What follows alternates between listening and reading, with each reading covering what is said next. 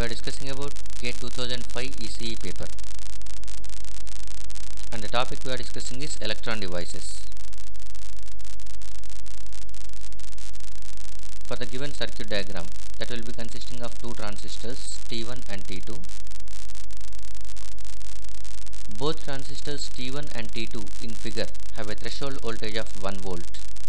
The device parameters K1 and K2 of T1 and T2 are 36 microamperes per volt square and 9 microampere per volt square respectively. Then the output voltage V0 is A 1 volt, B 2 volts, C 3 volts, D 4 volts. Given T1 and T2 transistors, according to this arrow direction, it says that one it is NMOS transistor. So N-channel MOSFET both are, and they are having a threshold voltage of 1 volt. Even though they are having equal threshold voltage, but the device parameters, transconductance parameters is different for both. T1 has transconductance of 36 microampere per volt square, whereas T2 has 9 microampere per volt square. Then calculate the output voltage V0. The right answer for this one is 3 volts C. Now we will see the details. This is a circuit diagram given. Look at this one, it is 5 volts, and this is where you are going with V0. And check this one, these both are going to be N-channel MOSFETs. For N-channel MOSFETs, always drain will be at more positive than source. So this is drain for T1 and it is source for T1, whereas this will become drain for T2 and it will become source for T2. So source of T1 and drain of T2 are connected, and where you are going to be taking the output. So for T1 and T2, drain and gate are going to be shorted,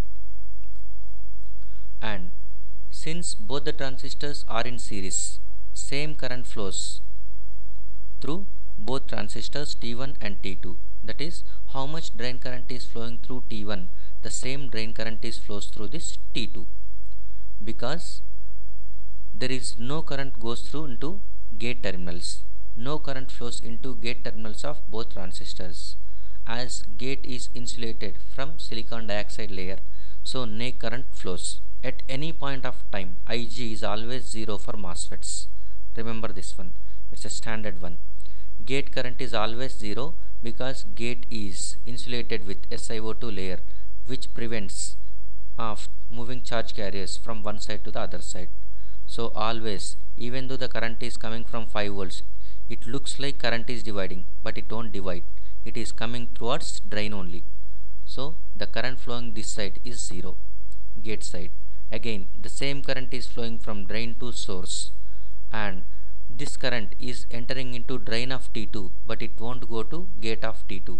So that entire current, whatever current coming from the T1, it will go to T2 and it will go to ground. So T1 and T2 transistors are N-channel MOSFETs, and they are in series, so that both drain currents are same. So this is the first conclusion from the circuit diagram. Both T1 and T2 are NMOS transistors and are in series, so drain current for both ID1 is equal to ID2. And for any MOSFET, if gate and drain terminals are shorted, then it will be in saturation region. This is very important statement. Whenever gate and drain terminals are shorted, by the time whether it is N-channel or P-channel MOSFET, it will be in saturation. So now T1 and T2 are in saturation region, and both currents flowing through both the things is going to be same. ID1 is equal to ID2. So now we will write separate equations for drain currents for M1 and M2 in saturation region.